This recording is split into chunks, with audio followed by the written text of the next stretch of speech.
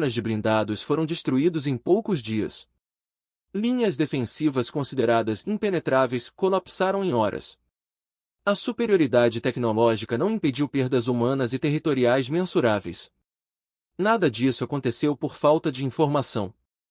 Os alertas existiam, estavam registrados, analisados e arquivados. Foram tratados como improváveis. O caso é a Guerra do Yom Kippur, em 1973. Um conflito curto no calendário, mas devastador em impacto estratégico, humano e psicológico. Israel foi surpreendido por um ataque coordenado do Egito e da Síria, mesmo possuindo um dos sistemas de inteligência mais sofisticados do mundo naquele momento. A surpresa não ocorreu porque os sinais eram invisíveis. Ela ocorreu porque os sinais não se encaixavam na convicção dominante de quem decidia. O alerta concreto existia, e não era sutil. Meses antes do ataque, a inteligência israelense havia registrado movimentações militares egípcias e sírias em escala incomum. Tropas sendo deslocadas, reservas convocadas, unidades de mísseis antiaéreos avançando para posições ofensivas. Esses dados não vinham de uma única fonte isolada. Eles apareciam em relatórios técnicos, análises cruzadas e briefings formais entregues à liderança militar e política. Além dos sinais técnicos, havia um aviso humano direto, um informante de altíssimo nível, com histórico comprovado de confiabilidade, alertou explicitamente que um ataque conjunto estava sendo preparado. A informação incluía timing aproximado e a natureza coordenada da ofensiva. Não era um palpite. Era um aviso específico, registrado e discutido internamente. Esse alerta não era incompreensível na época. Pelo contrário, ele fazia sentido operacional. Após a derrota árabe em 1967, Egito e Síria tinham incentivos claros para tentar recuperar territórios perdidos. Seus exércitos haviam passado por reestruturação, treinamento intensivo e modernização de armamentos, especialmente em sistemas antitanque e antiaéreos, capazes de neutralizar vantagens israelenses conhecidas.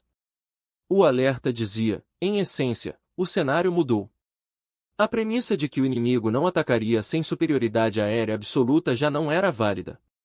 Ainda assim, a informação não foi tratada como um rompimento de padrão. Ela foi encaixada à força dentro de interpretações antigas, já consolidadas.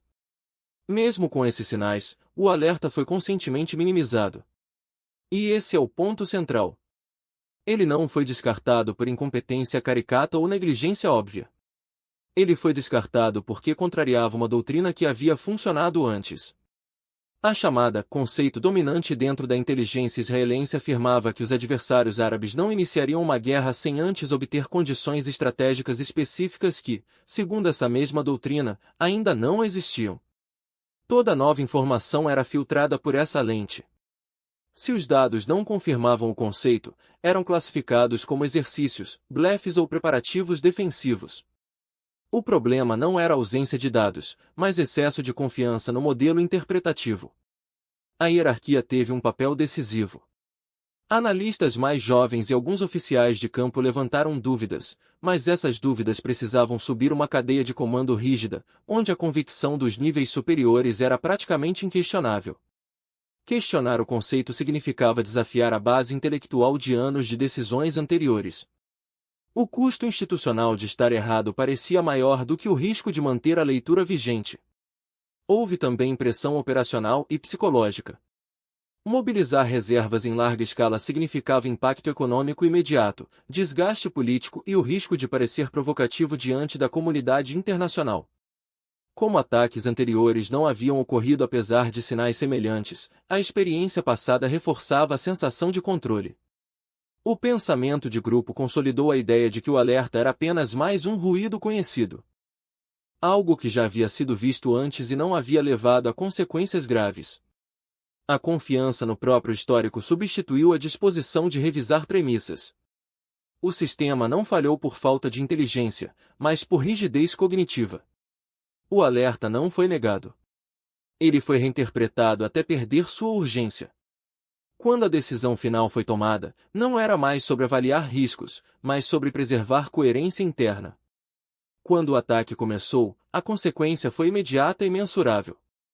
As forças israelenses foram pegas em desvantagem numérica e tática em duas frentes simultâneas.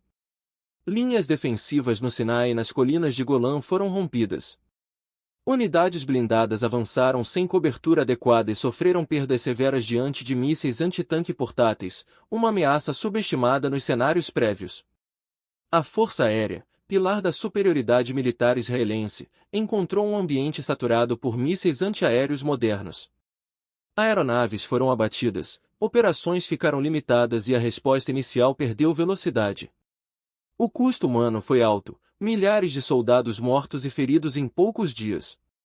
O custo estratégico também foi profundo. Israel precisou de mobilização emergencial, apoio logístico externo e semanas de combates intensos para reverter a situação.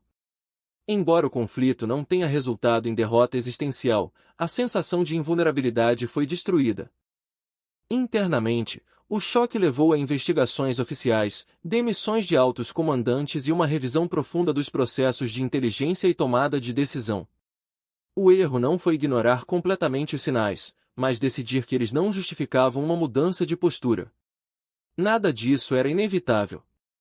Se o alerta tivesse sido tratado como um desafio real ao modelo, e não como uma anomalia a ser explicada, a resposta poderia ter sido diferente. Mobilizações parciais, reposicionamento defensivo e prontidão elevada não teriam evitado a guerra, mas teriam reduzido drasticamente o custo inicial.